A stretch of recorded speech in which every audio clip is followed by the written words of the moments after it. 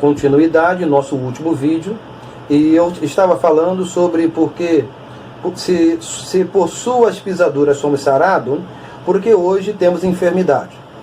E continuando, eu escrevi aqui o seguinte: todas as enfermidades são causadas pelo pecado, tá? O pecado trouxe isso. Sim ou não, tá? Pode, o pecado trouxe, sim, o pecado trouxe as enfermidades. Nosso corpo se tornou enfermo por causa do pecado. Aí eu continuei aqui. Por quê? Algumas são causadas por demônio e outras por descuido físico. O maltrato do corpo, a falta de cuidado. A lição vai até entrar aqui no ponto de higiene, a qual nós não estaremos comentando aqui, porque não tem necessidade.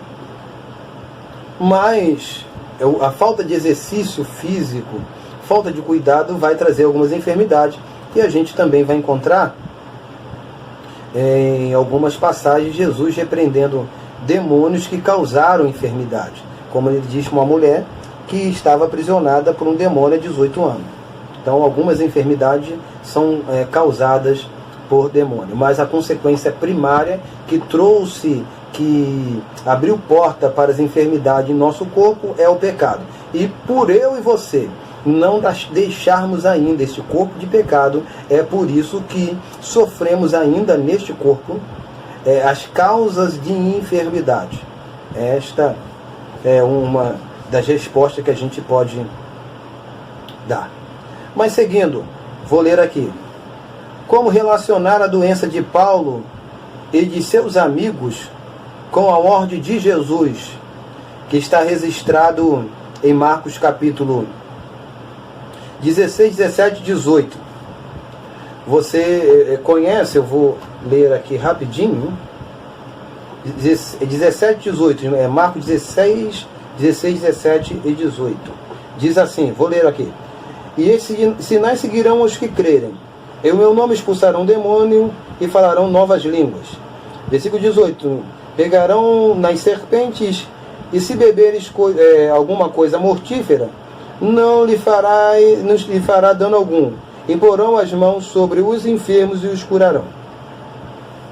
Aqui pelo texto e contexto fica muito fácil, prático, a ordem de Jesus. Aí a gente também tem que analisar o seguinte: se essa ordem elas têm direcionamento universal, exclusivamente aos apóstolos, mesmo que esporadicamente possa acontecer na vida de alguns obreiros, pastores e líderes, ou se ela abrange toda a igreja. Aí fica a critério seu dar a sua interpretação.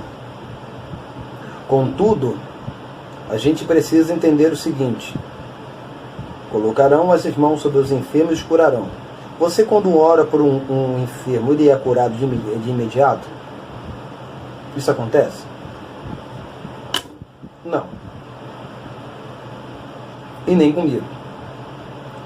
Então essa palavra, ela não tem importância, valor aplicativo para a minha vida? Tem. A Bíblia está estimulando a você orar pelos enfermos e doentes e buscar a restauração da vida deles.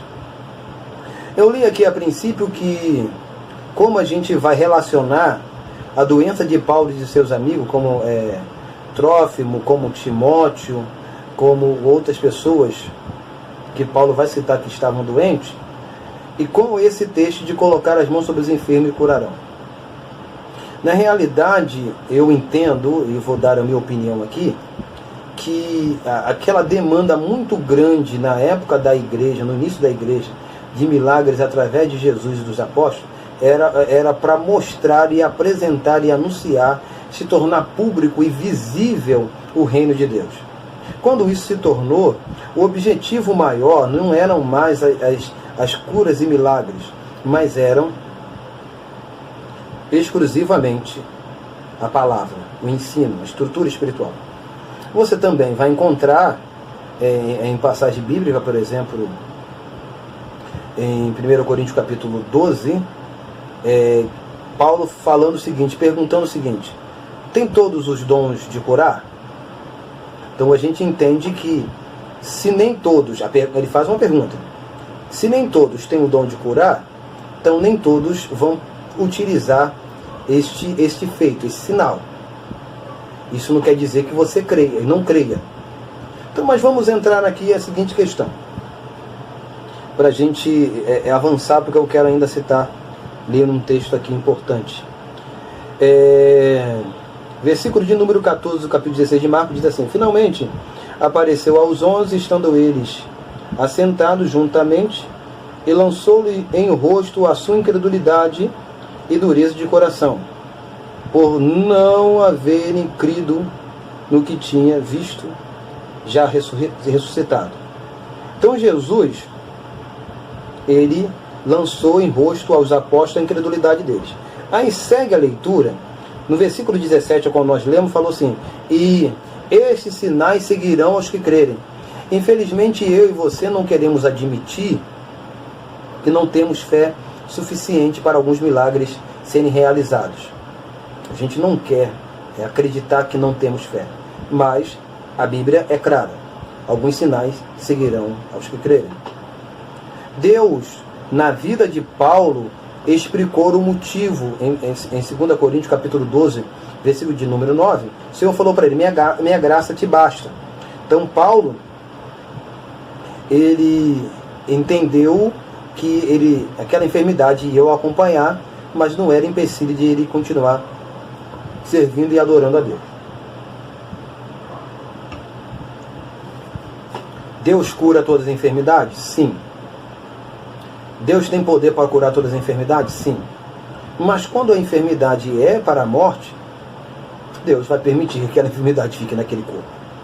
Então, mas vale-se ressaltar, enquanto eu não sei qual é o objetivo e o propósito de Deus diferente àquilo, eu preciso me manter em oração, orando com fé, pedindo: Senhor, arranca essa enfermidade do meu corpo, cura fulano dessa enfermidade, restaura a vida dele. É isso que eu preciso fazer.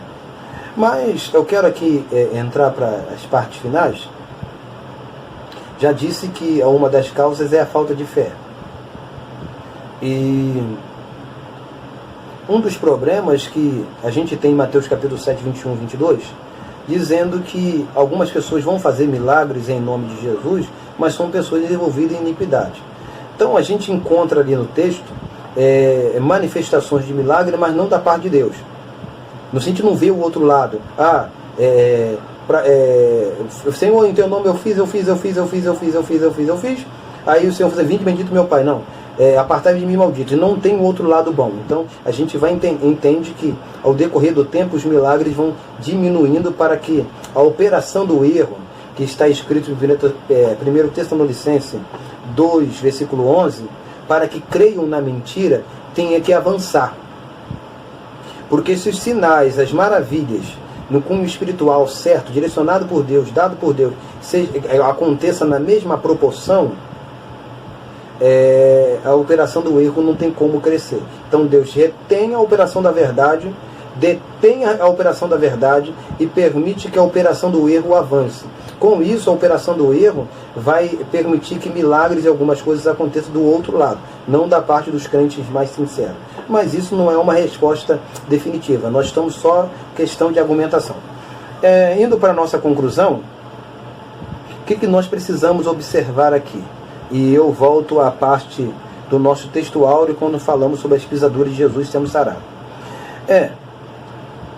Se Jesus levou sobre nós todos os nossos pecados e sobre as suas pisaduras somos sarados, versículo 5 de Isaías 53, por que estamos enfermos hoje? O que a gente entende é o seguinte: que Jesus levou todas as nossas enfermidades, mas esse cumprimento final só vai se dar quando aquilo que é corruptível se transformar em incorruptibilidade. Enquanto eu estiver nesse invólucro, neste corpo, essa enfermidade que está aqui, que já foi levada por Jesus, vai continuar. Mas chegará um tempo, Apocalipse capítulo 21, que não haverá lágrima, não haverá morte, não haverá doença, não haverá nada disso. Então, quando que vai ser consumado isto? Vai ser consumado quando Jesus voltar na ressurreição, que o nosso corpo não será mais o mesmo. Outro detalhe que também pode ser válido e é a minha última fala, é que o texto pode significar o castigo que nos traz a paz estava sobre ele. Então, o texto aqui, o versículo 5, vai dizer: o castigo que nos traz a paz estava sobre ele. Pelas suas pisaduras, suas feridas, fomos sarados. Então, aquilo que eu deveria passar, Jesus passou. Por exemplo, eu que deveria estar na cruz, e quem estava na cruz foi Jesus. Então, aqui no texto, a aplicação também pode ser essa. Mas nós esperamos a redenção final do corpo, a restauração final do corpo, e isso vai se acontecer só quando Jesus voltar. Então, neste tempo presente, você vai ter doença, você vai ter enfermidade, você vai ser enfermo. Jesus falou: no mundo tereis aflições, mas tende bom ânimo. Segure, persista, resista, porque o tempo da sua vitória vai chegar. Que Deus lhe abençoe. Não se esqueça de se inscrever, curtir e compartilhar, e deixar o seu comentário aqui. Neste último vídeo, nós estaremos colocando aqui na descrição o comentário, algum comentário pequeno sobre o assunto que nós estamos falando. Que Deus lhe abençoe em nome de Jesus.